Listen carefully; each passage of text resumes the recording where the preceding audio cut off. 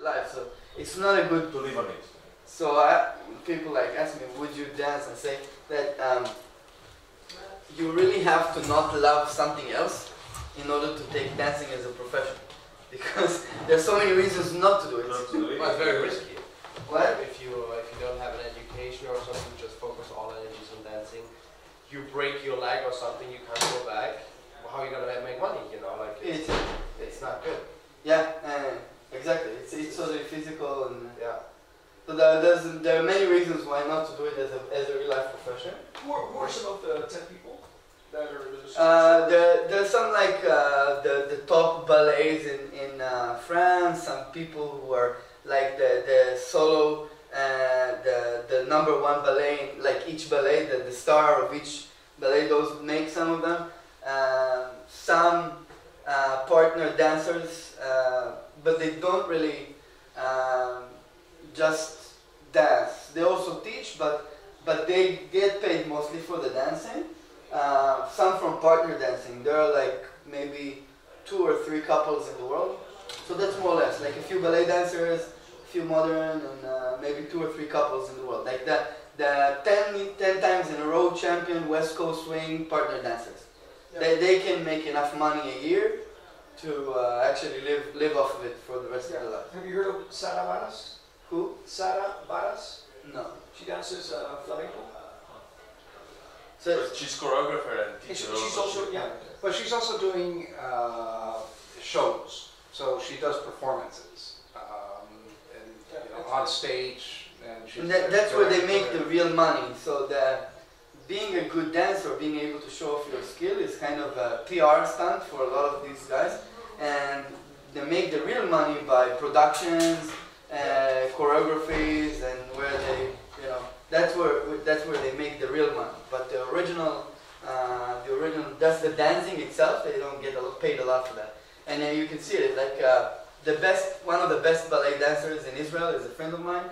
She makes 10,000 shekels a month, and she's now 33, 32. By the time she's 40, she can't work anymore. And just to get to the 10, she has to also teach some and do some choreography. How much is 10? How much is that? It's like $3,000 a month. Okay. 2,000 euros. And yeah, 2,000 euros more or less. So that's not a lot. That's not a lot at all. And she's one of the top 3 ballet dancers in Israel. But I think in South America, dancing is everywhere on TV all the time and so on. They're much more engaged into these shows. So maybe people make a bit more money on TV as well and so on. It's not part of the lecture, but it's an interesting subject all by itself. There is no explanation. I mean, there's some, but there's no real explanation on why dancing has never become a mainstream profession. If you see a singer, like a good singer, you will see that the dancer will never have a solo dance in front of 100,000 people. You can see Justin Timberlake in front, and maybe we'll have backup dancers in the background, but they'll never be in the front. It's a different profession, and not a lot of people can relate to. And unless you when you play basketball, then usually you like watching basketball. That's how it goes. Like countries that the children in the street play baseball, like watching baseball on television. And I think because not a lot of people dance professionally, they don't actually like to watch it and don't enjoy it and something like that. And music and singing and other forms of art, pictures and statues, stuff like that, has worked out for a lot of people being able to make a lot more money or live on that. So, in Spain, there's a couple sort of, but you're right, is that it's not a continual stream, but there's certain points where there are certain celebrity flamenco dancers and flamenco singers. You got Joaquin Cortez. But they're not going to hold 100,000. No, but but they will fill a 1,500 seat theater. But still. But it's not as if they're not going to get a primetime TV It's not show. as if there's like 10 of these guys and everyone's going every Friday or Saturday night. Still, there's a very, very slim chance that they're going to get a primetime TV show just for them. Like if Justin Timberlake wanted the show and he'd sing like twice in the show, it would be enough for the to do the show. I think that just totally anecdotal. There was, it was very popular here, a show, a reality TV show called Dancing with the Stars. Yeah. And, Yeah, but it's just spikes and they disappear. I mean, it's just but like, still, the main thing of the show is not the dancing; it's It's the the drama celebrity, and the celebrities and stuff like that. So even there, you can see that the dancers, those dancers who are dancing in the Dancing with the Stars, in the dance world, they are gods. Yeah. For us dancers, to see those guys who are practicing, like in the American one, you had Heidi. I forgot what her name was. Heidi. She was like a mega star in the dancing world. Right. But in the real world, she was just teaching the star. Yeah, yeah. And she had worked on it since she was probably 4 or 3 years old on her dance. And, you know, so, anyway. So I've always loved physics. I wanted to be a physicist and gave up on it a few years ago when I realized it was too hard. But it's one of the most interesting subjects, and I think probably one of the oldest sciences there are, and that's why it's so fascinating. It's been developing over a course of a long period of time. There's a lot of stuff to learn, a different way of thinking. And the other subject I've always been fascinated with is computers and genetic algorithms, which I was actually exposed to while learning physics. What's a genetic algorithm? So, perfect question. Yeah. So physics is obviously a branch of science concerned with nature and properties of matter and energy, and the genetic, or in more general, natural algorithms are usually search heuristics, where you try and find something by mimicking the way that nature does it. So there's a host of genetic algorithms, and I'm going to just talk about 2 of them, but you can probably kind of see how that would go. I'm going to get into that, so don't worry. And dancing is the art of the movement of the body. So a little bit about myself. I mean, some of you I got to know over the weekend, but so I don't know if you guys can see it. Maybe on that side. The whole presentation. So let me just move this a little bit here. This comes from Sapiens, right? What? Sapiens. Sapiens.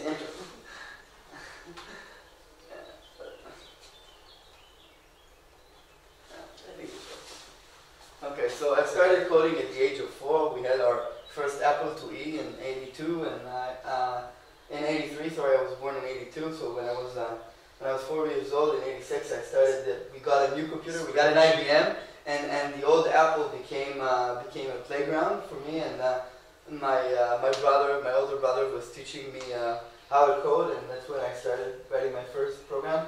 And then when I was 14, my computer was hacked, and I was connecting to the internet through the university, and I was really interested, so I started hacking, and that's how I got into security, and I started dancing around the age of 18, right after I was accepted to the RAM program, which is the first cyber program in Israel. And then later, when I became a physics student, I also became the assistant director of cyber division in the Israeli Prime Minister office, and then I started teaching cyber at Tel Aviv University. I love teaching. And then a few years later, I started performing internationally, dancing salsa. And before that, a little bit of that, I was the Israeli-Cuban team national champion, and I was the dancer and main choreographer of the team. And strategic cyber consultant. Now I'm doing nothing but working on a startup and sometimes enjoying my hobby. What took you in the direction of dancing? We had a club next to the base where I was stationed, Yeah. and women generally. So, but it was like the first time that I came in. A genetic stimulus. Yeah, the first time that I came into the club, it was really it was awesome. I was looking, everybody was dancing and choreographing, and it was really beautiful. But then I realized that I was 2 left feet, and that I could hardly control my body. And then I realized that if you want to continue dancing, that's not the way. Like, you're not going to get women if you're just going to come for a basic lesson. You'll need to dance for a few years. Anyway, I just, like, after the second lesson or third lesson, I just fell in love with the dance, and it's completely unrelated to the existence of women in the dance anymore. So what I'm going to show you is probably how I integrate in my mind all these subjects and everything, and I'm going to demonstrate some basic salsa. Usually I like to have a girl with me and demonstrate. It's over obviously more exciting. And I'm gonna demonstrate with solo dancing. So, Should we find a girl? well, I can demonstrate myself mostly, but it's okay. So, and also, for to say like how I integrate it when I build choreographies and how I use it. So, the first thing I want to talk about is the conservation law. So, if you have something, X, doesn't matter what it is, that doesn't change over time, we say it is conserved. So the derivative over time is 0, that means it doesn't change, and for any period of time. And there are things that are always conserved, which we find very, very useful when thinking about dancing. And the first one is momentum, right? If you have a truck going 50 miles an hour, to stop it, it's going to be really, really hard. So even if you have some measure of friction, it's still going to be really very hard to stop because the nature of it is to continue on in the same direction that it's on, right?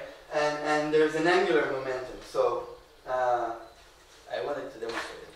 So angular momentum is basically the same as momentum, only in circular coordinates. So basically, if I'm going to turn this around, and I'm not going to change anything, and there was no wind, no air friction exactly, it's going to stay more or less the same. And the reason for that is that we have this connecting it to the center, and it's just going to continue endlessly, unless there's friction or other things that are going to change anything like that. So, as you know, the conservation of momentum, P equals the mass times the velocity.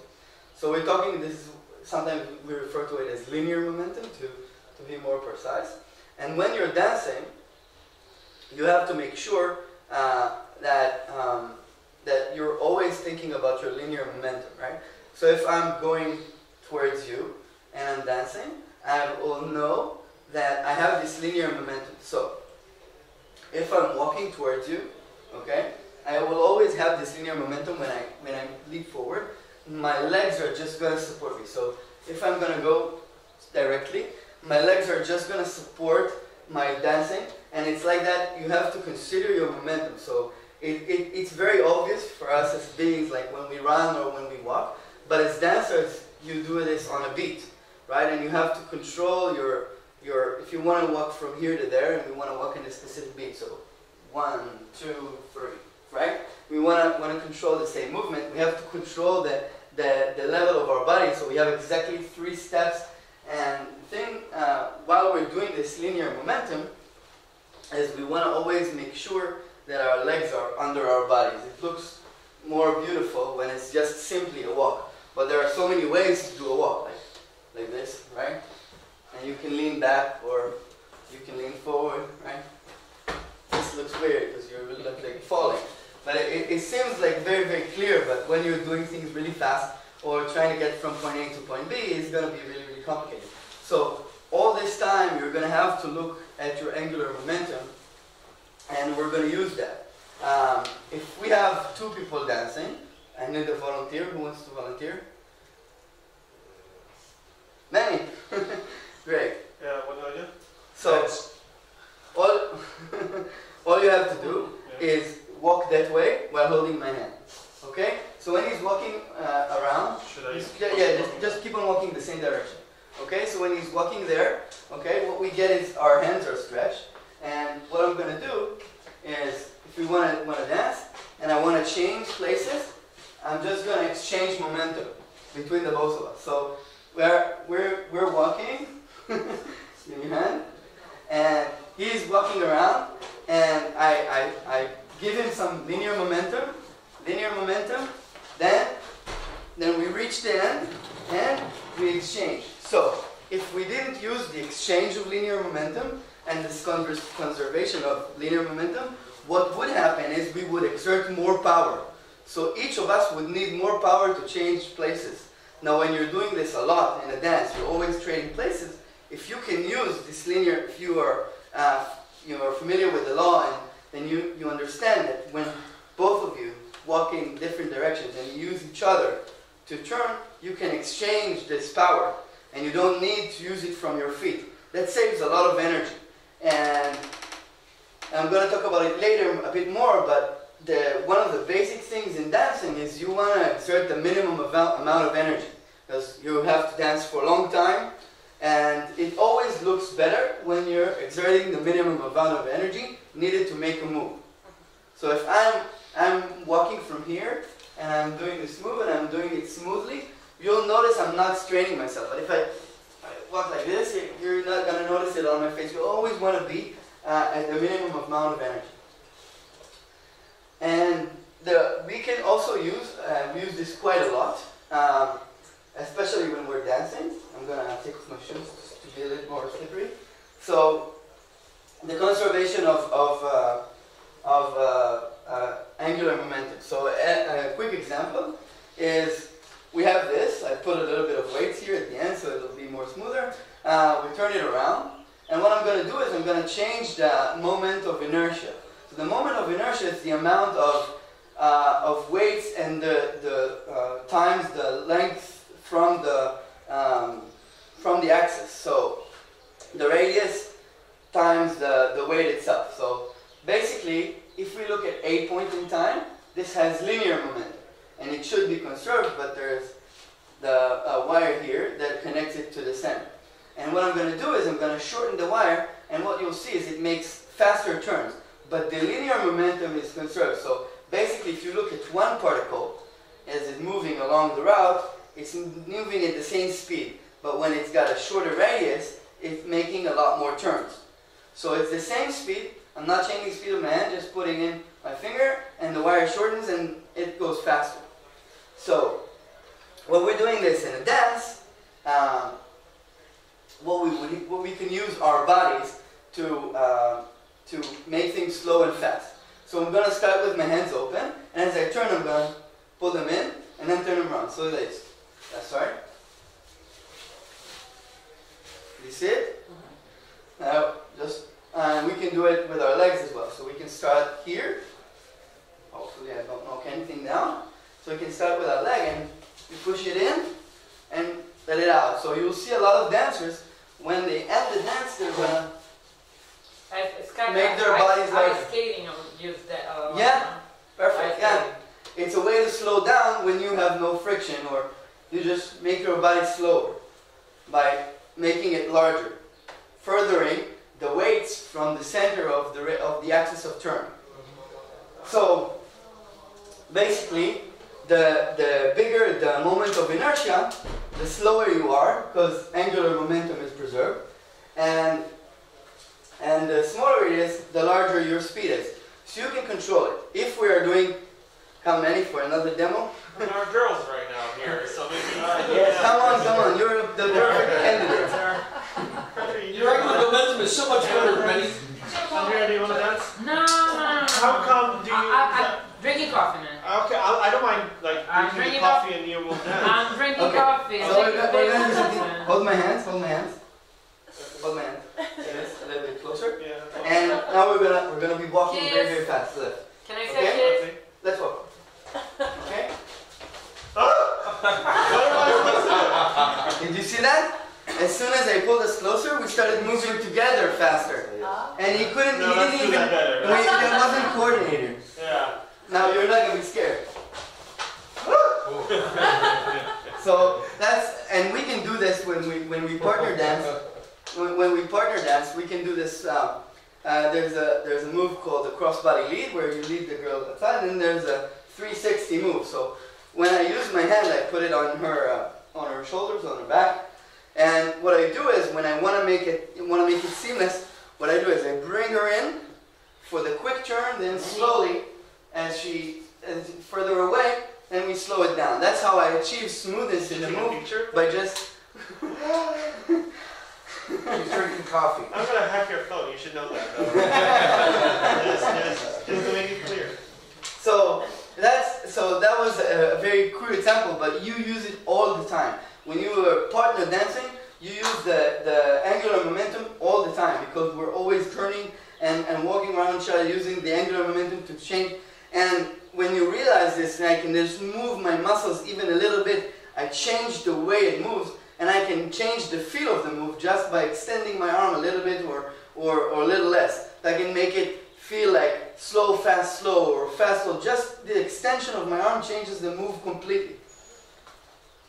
And so that's kind of like conservation laws. And in general, there's a theory in physics called Noether's theorem, which was made by Emmy Noether, who lived in the previous century.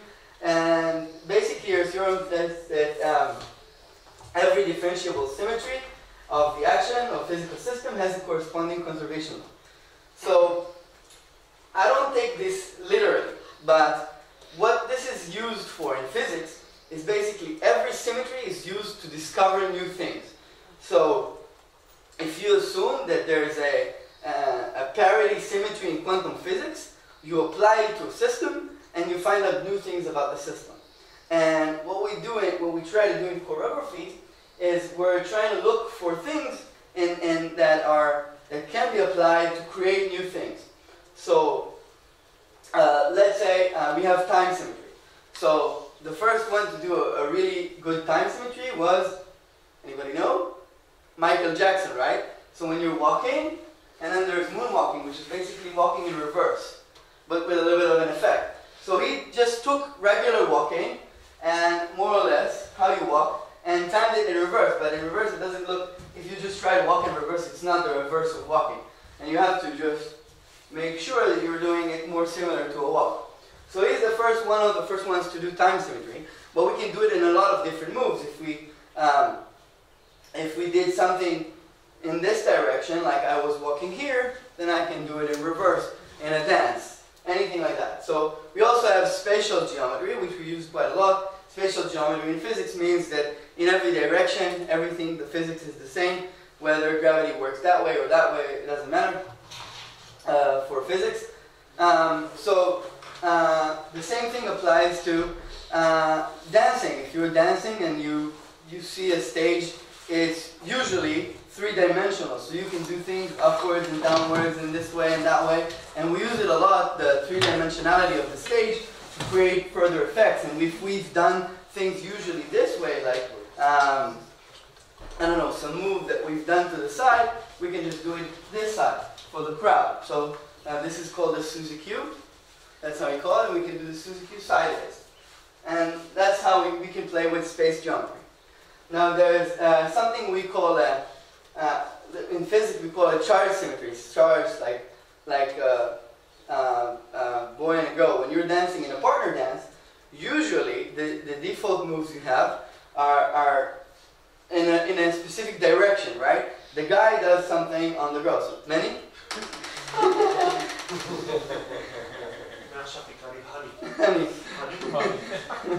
So, basic turn, okay? Just remember to move your feet. That's the most important thing in dancing. What do I do? Okay. Okay, so you just follow my lead. Okay. Just move your feet. Okay, just move your feet. Yeah. No, like a little bit. Move your feet. Okay, so I'm gonna turn Manny.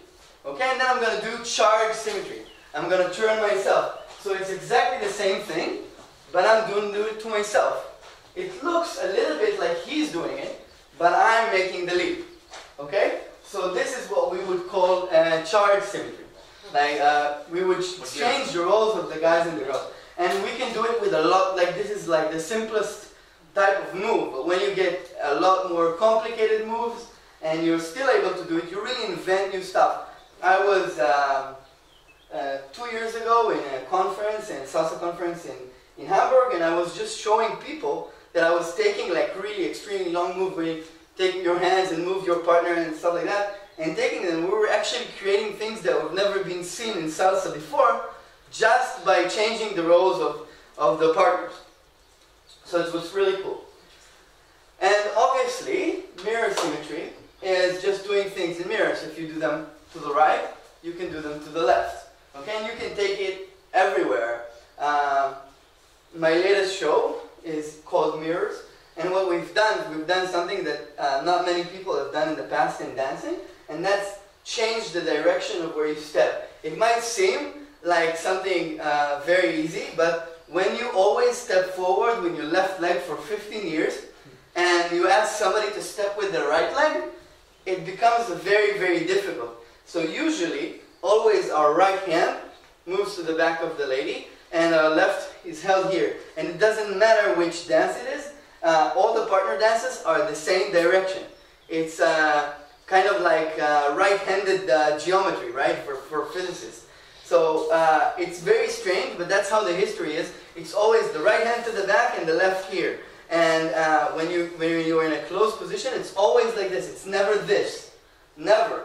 And never in the history of dancing has people danced like this. Always like this. It's kind of strange because it seems the same. When you see beginners, somebody standing like this, you know they're a beginner. Because they haven't studied. It's like, oh, we saw it, let's do it. And they go the other way. It's automatic. You're a beginner. Because everybody dances on that floor. You can see tons of people, like thousands of people dancing. It seems ridiculous, right? But when you continue practicing, there are so many things about your body you don't even notice. When you're dancing this way, when I reach out to the lady, I don't just put my hand. It's not like I reach out my arm into the back of the lady as I walk. And everything, my body weight, my direction, everything works together to make that move. And that takes a lot of smoothness that's been done over time. And when we started working on our show, which basically we are two guys, two girls, I'm with my lady and he's with his lady, and I'm doing the mirror. He's just, for him it's really easy. And the first part of the show, it's really easy. Oh, I'm just dancing like her. But me, it was so different. One of the things I noticed is when I'm here, I always lift my hand until I reach her arm. And here it just wasn't, it didn't feel natural to lift it up all the way. It just didn't feel like that. So all sorts of things. But we use that in choreography and just creating the basic steps. If we can do this, we can do this. It's mirror symmetry. Okay? So, coming up on a different subject, which is also very fascinating, genetic algorithms, that's per your questions. So, basically, if you're looking for a function, you're always going to look, a function is going to look like a series of minimas or maximas or whatever, however you want to look at it. It's going to look at as a varying function. You could have usually a lot of parameters, but like one measurement result where you can say this is better than this one. And when you're looking for a result in genetic algorithms, you're always looking for the global minima, but you compromise for a local one. But you get a lot of local minimas, but what you're trying to achieve is the local one that is closer to the global one. Okay, and that's more or less so. You could have, you see here a local minimum, and this is the global minimum of a function. If you are able to solve a formula, any formula, you will get to the global minimum. You'll know all the minimal areas, you can differentiate, and you'll know all the minimas in the function. But if it's not analytically solvable, and you have to make a lot of measurements, with genetic algorithms, you might get here, you might get here, you will never know where you are, but you'll know you're not here.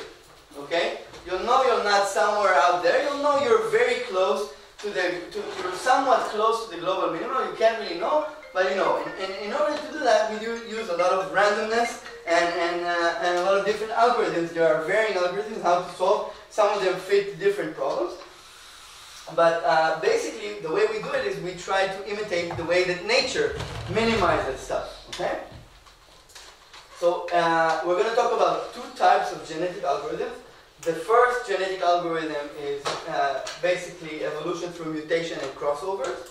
And the second one is simulated annealing, which is not exactly a genetic algorithm, it's a physical or natural algorithm. So, evolution through a genetic algorithm. We're talking about two things. One is recombination or crossover. We're going to take the DNA strands of two parents and we're going to merge them together. And as we merge them together, we're going to get an offspring, a new child, a new hybrid that has some properties from the mother and some properties from the mother. So if you're a computer scientist, you can look at this as some kind of configuration, or if you're a mathematician, this could be just a number that you're looking at, and when you cross them over, you get a new number. And the other one is a mutation. You take one bit, you flip it. You can take one piece of information, change it a little bit, and then you get a mutated child. So, speaking about, we're going to look at this and we're going to compare it to the crossovers in dancing.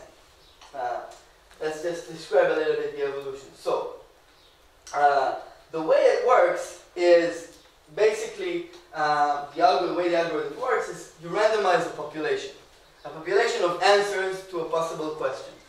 And you look for several generations until you realize that from each generation you're not getting much optimization, you're not getting better. And you take the best population, that usually, this is like a typical algorithm, you take the best of the population and use them as parents for a new population. You don't want to take just the best, because you don't just like take the top two parents and mix them up, because then you're not going to get enough variance in the genetic pool, right, that you have. And then you'll only get children who are very, very similar to those parents. And the next step after that is you take those children and you mutate them some. After you have mutations and you have the parents, you have what you've mutated is possible answers, possible solutions to a question. And you can, at this point in time, you have the ability to test whether these solutions are good or bad. So you're looking at good or bad solutions. You take all the bad solutions and you kill them. You play God with your solutions and you kill them. And then you try another generation and another, and you do this over and over again. And basically, this is kind of the way that evolution works, and you try and get to the best answer. How am I with timing? Just to make sure. Okay. So, in a dance with small mutations, we can create a lot of different moves. So, if I do something like a wave, like a body wave, okay, I can do it while I'm turning. Okay, and I took the basic turn, and I took this, and I've created a crossover, and I can just stay down while I'm turning.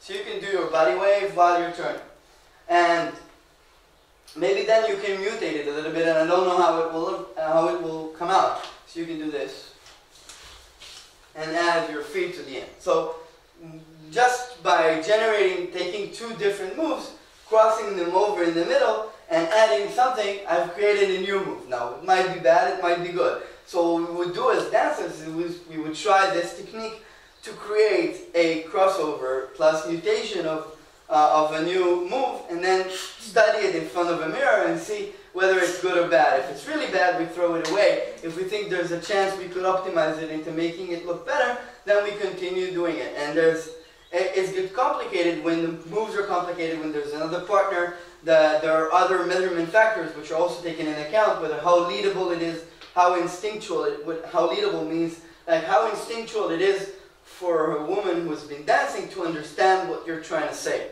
That will mean by how leadable it is. So there are a lot of different things that you can do in order to create new moves, and we're always striving. And we can. So there are other variations we can do just when we turn or when we're walking. Like the basic step for salsa is 1, 2, 3, 5, 6, 7. If we want to do a mutation, we can do 1, 2, 3, 6, 7.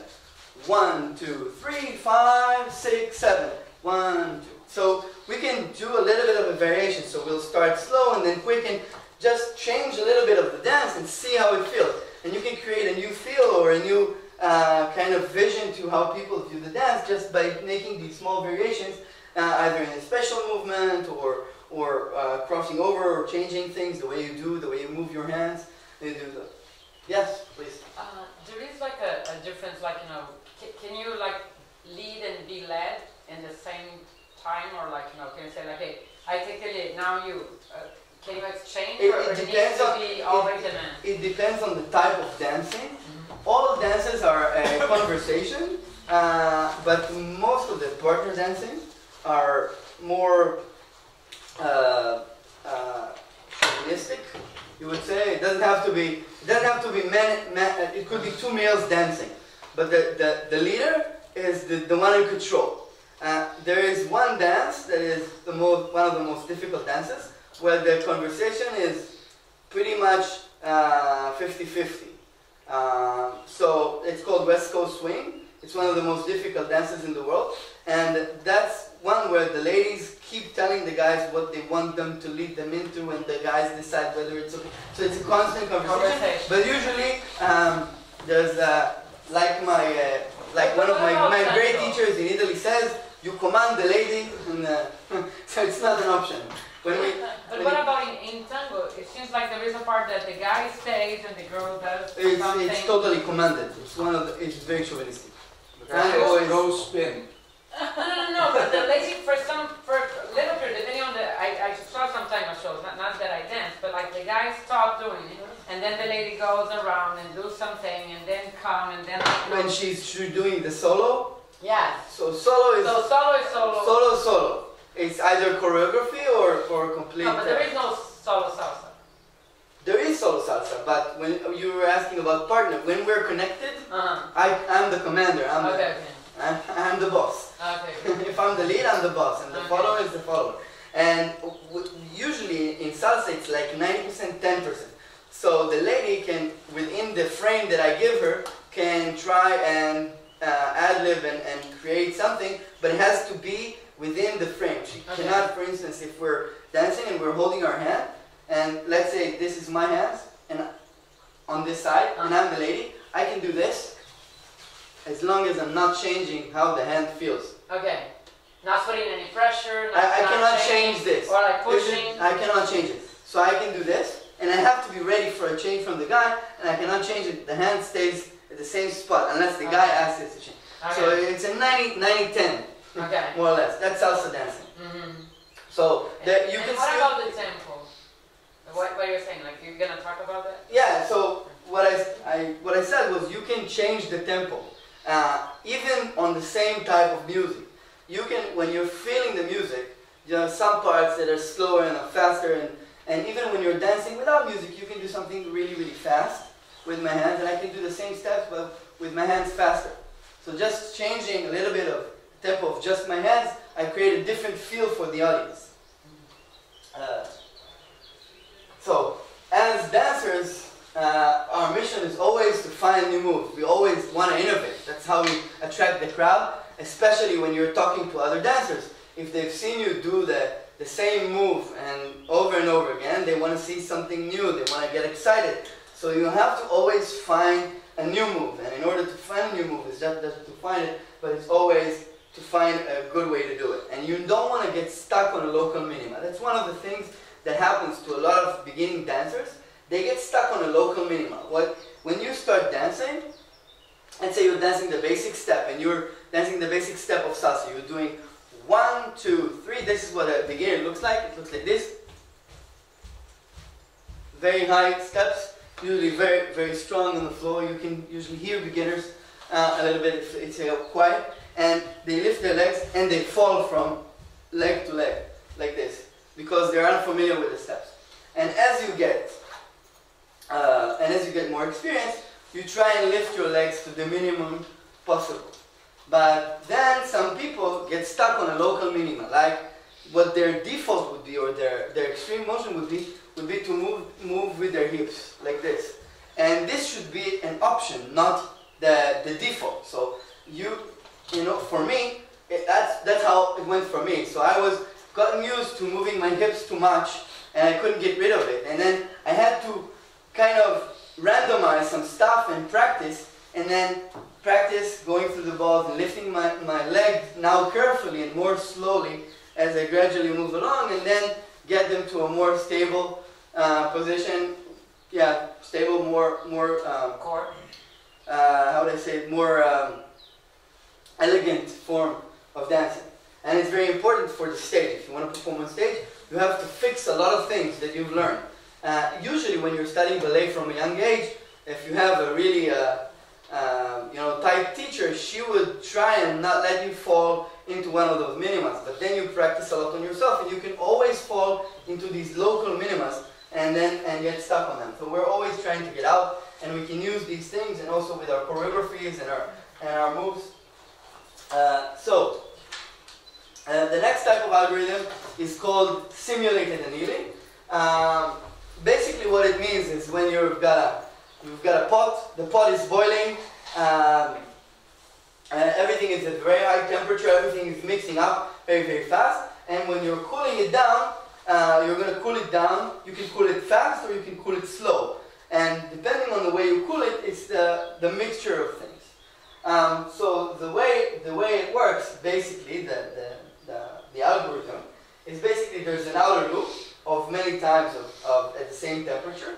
There's an inner loop, which basically what you do is you take the state of the system, you modify it by a little bit by making sure that the modification is some formula of the energy. If you try and what I mean is you take some configuration of the system, you try to move it into a new configuration, but you only move it if the energy is lower than the previous energy. Okay?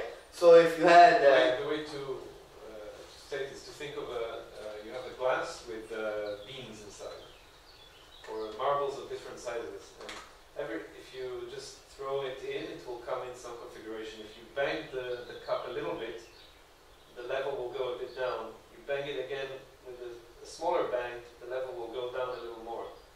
So as you do these perturbations, smaller and smaller perturbations, you're going to get a more optimal configuration of the balls inside the cup.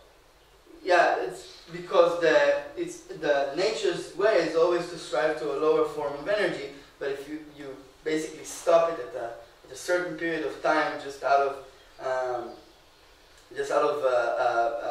after you've done a lot of basically heat, you've allowed it to enter to higher. Basically, heat lets the system go into higher modes of energy. So if every configuration is possible because of the modes of energy, you would find it in any configuration possible. And the lower the energy is, the more chances is you'll find it in a lower energy state. That's kind of the physics behind it. And what we do in simulated annealing is we basically take the temperature and drop it down slowly. And we let it have a lot of turns in each temperature, a lot of configuration changes, so we're sure that in each configuration change we reach equilibrium of the system, which equilibrium is more or less the minimal energy state, more or less. So, why does it work? There's an ergodic theorem which says that given enough time, the system will reach thermal equilibrium, and the system will most certainly be found in its most probable state. So if there's a probable state to find the system, after a while of letting it be, it will be in its most probable state. It's very, very simple, but when we're doing dancing, it's also very, very important for us to practice a lot and work a lot. An example of how this can be used in just a mathematical, physical form is if you have a problem, you know, you have a sphere and you have a charge.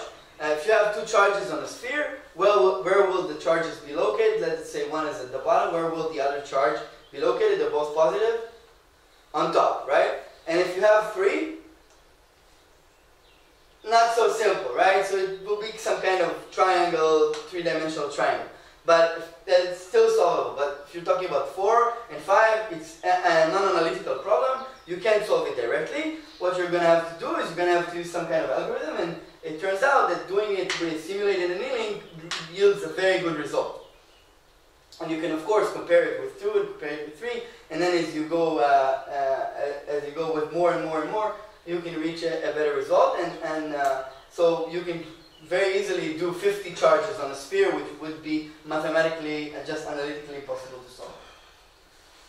And the same thing, like I said before, when we're doing the dancing, you can, if you just practice and you learn a new move, and now you start just doing it, you don't practice it enough, and you don't do it slowly enough, you're going to be stuck on a local minimum. You're going to do it bad.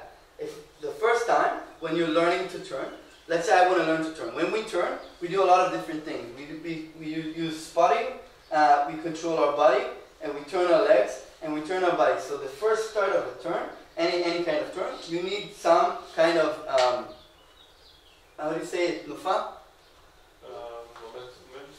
Momentum. Yeah, some kind of basic momentum to enter into the spin. So what we do is we take our upper body and join it here to the bottom of our body. As we do that, we lift our bodies a little bit, and then this is what causes the turn. So just here, this is what will cause the turn. And as you can see, I wasn't using my head here. My head was turning, and that's very difficult. When you really want to turn, you use your head because that helps you stay stable. You spot the place, and what you do is just your head. It moves always faster than the body, and then the body joins, and you move, and then that's how it goes. And if you want to do the turn, you do both things, right? So you do, and the head always comes first. So, and if you want to practice doing a lot of turns in a row, you have to practice everything very, very slowly from the bottom. Because what you're going to notice is that you move your body a little bit, or you moved your stomach, or you move your hands, you did something that would affect the move. And when you're doing one, it doesn't really affect you, but when you're trying to do a lot of turns, it's going to really, really affect you. So if you're fast freezing what you're doing, you're not practicing your basics, you're not going to get better. So I would assume that this would go like in any sport. If you want to make yourself better, you have to go back to your basics. If you want to run faster, you need to look at the way you lift your legs, and you need to practice it slowly. I'm pretty positive that any given athlete at one moment in time had to really change the way, absolutely change the way they run. In order, any runner had to change the way they run. Any basketball player had to change the way that they lifted their hands. I want to say something about it. So I have a friend, she's a professional shell player. Like, she's super cool, she's super professional. And after a while, you have this like bump in the finger because you're doing that finger, because you always have to stop the string with this finger. And she went to the whole, like the big teachers of all over the world, and then she traveled to this guru in cello, and he told her, I have bad news, you have to move this bump 1 millimeter like there. And she had to spend 4 months in creating, in changing the way she put the finger just to move this bump 1 millimeter to the right. It's crazy.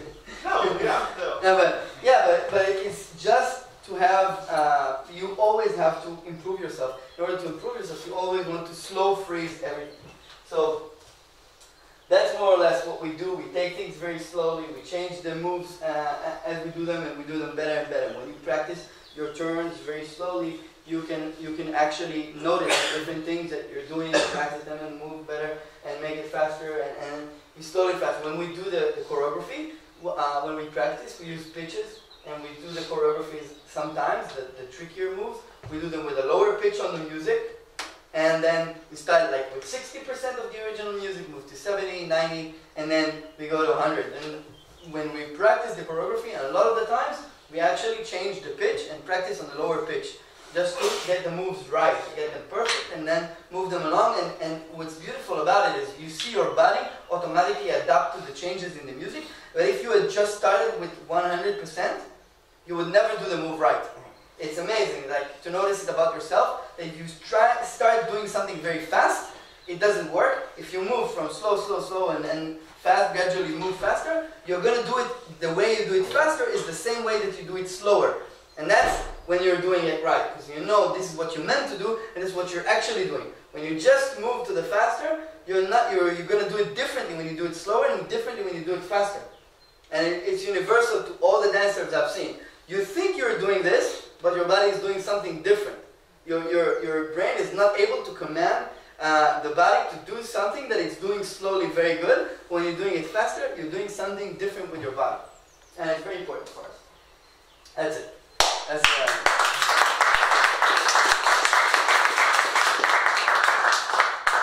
Thank you, Manny, for that. Yeah, Manny, great job. I love the fact that you connect physics and dancing. It was really enjoyable. Really good job. Seriously.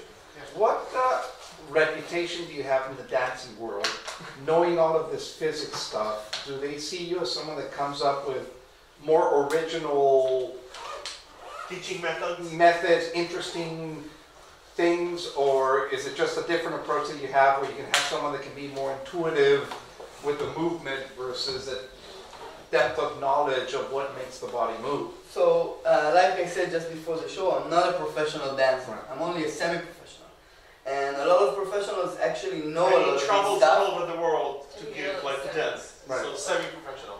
Yeah, no, but there are, even when when we go to these conferences, of course there's I don't know, there's the many Barzilai of cyber lecturers, and then there are newbies like me. So I teach and I dance, but I'm definitely not at the top of the dancers. So, but like for instance, I was in Athens last week, and people who were in our classroom last time recommended to other students to come and hear about our philosophy and the way we teach dancing and the way we think about it. And I know that people who have been in our class actually use this methodology because it's very easy. Even if you're not a professional dancer, if you've done something with your right hand, mirror, do it with your left hand. It's really simple, and you don't think about it, because when you go to a specific lesson, they always teach you the same move with your right hand, and you don't think about doing it with your left. And it's very intuitive once you learn, you hear about it. So I guess that we do have some effect, but it's limited because reach, we don't go everywhere. So wherever we did go to, we try to always give a little bit of our philosophy and the way we think about it, and we're always looking at it as the weird salsa dancer. Have you? The weird. have you? The geek salsa dancer. Have you? You probably haven't done this, but have you ever toyed around with the idea of actually doing some motion capture on yourself to then apply computer algorithms to a model of you to see what dance can come out? I've toyed with the idea, but never had the So time. I can guide you through that. It's Rigid body dynamics. There is a framework, an open source framework for human anatomy, so muscular human anatomy, where you can simulate the human form and the physics and the inertia and everything. And then applied to that, then you do the capture. Then you do what's called inverse dynamics. You need to figure out what muscles were operating when you did that motion. Then once you know, then you do. That's one of the hardest to do about. No, it's inverse dynamics. It's standard. And then you run it forward. So then you apply the muscles and you actually make the animated character. You need to account for about 100 muscles in each move. It's doable. And then afterwards you can apply genetic algorithm to modify it. That would be amazing. So I think that a lot of professional dancers would appreciate it. KINNERNET next year. I want to see the I joint top. just wanted to add that some years ago I used to climb a lot, and many of the concepts that you have talked today about is exactly the same when you are climbing. Inertia, momentums, almost everything. And by the way, I guess that it happens pretty the same in all the sports, because at the end of the day, dancing is an art, you told it at the beginning, but it's also a sport. Yes. So if you play basketball, football, whatever, it's pretty the same. That's true. Yeah, I'm sure that a lot of athletes go through all these mutations and try to cross and hybrid, because crossover is very, very natural. After you learn things in your brain, usually the default for the brain is to integrate. And when you're integrating, basically creating crossovers and mutations of things you've already done. And usually the harder you study a specific kind of sport or art or whatever, that's where your integrations become more natural or more or better. And have you ever thought about taking this exact chat about the concept of physics applied to startup strategy? A little bit, but because there's a lot of interesting things if you start thinking about how can you, because what you're also doing is a framework to how to break out of a box of thinking about stuff by applying physical concepts. So if you're thinking about a business strategy, what would be the mirror strategy? I'm doing a talk this afternoon about this, so okay. don't spoil that. Okay. More. I've thought about like mutations as micro pivots and crossovers as pivots to your software. Right. I have given it a little bit of thought since it's been more or less my life in the past 2 years. But I agree. There's a lot of lessons to be taken. When you integrate and you find new models to think about things, and then it makes things clear in your head. At least for me, that's the way it works. Make your venture dance.